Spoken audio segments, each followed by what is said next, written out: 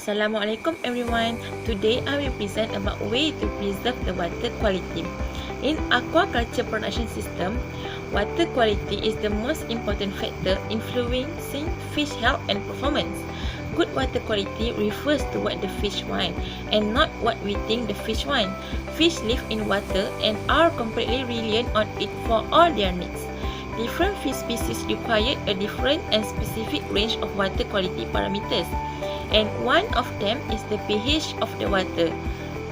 In order to survive, grow and reproduce, it is crucial to keep the pH level and within a safe range because it affects fish metabolism and other physiological processes.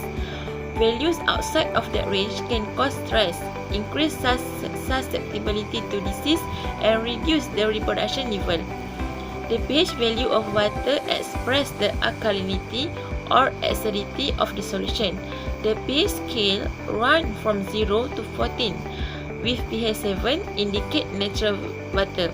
Value less than 7 indicate acidity, while values greater than 7 indicate alkalinity. Excessively low or high pH level can have a significant impact on fish production. On normal days, water exposed to air from carbonic acid, which later dissociate to form hydrogen ion and bicarbonate ion, raising the pH of the water.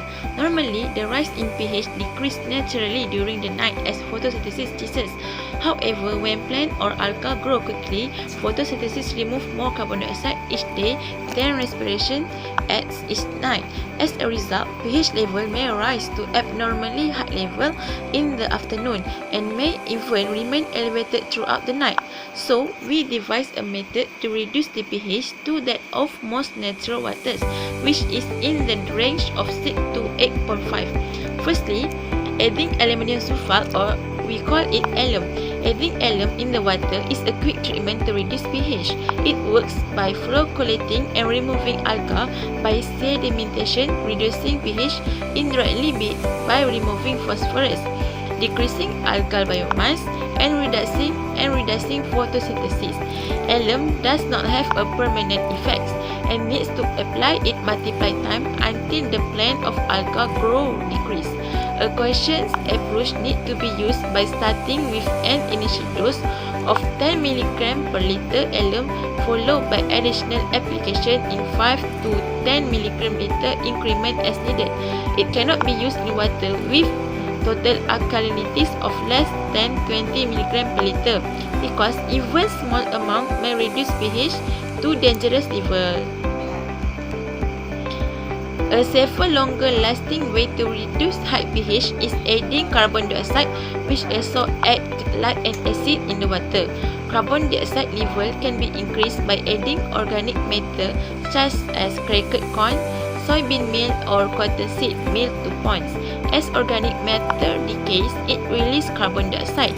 This method does not reduce pH immediately, but it is a safe and relatively dependable practice that yields results rather quickly. Applying about 50 pounds per acre daily for about 1 week should prevent pH from rising to undesirable levels. The total daily application of organic matter should not exceed 50 pounds per acre. The decay process that releases carbon dioxide into the water also uses dissolved oxygen, so adding too much organic matter could reduce dissolved oxygen concentration to dangerous levels. Alright, that's all from me. Thank you.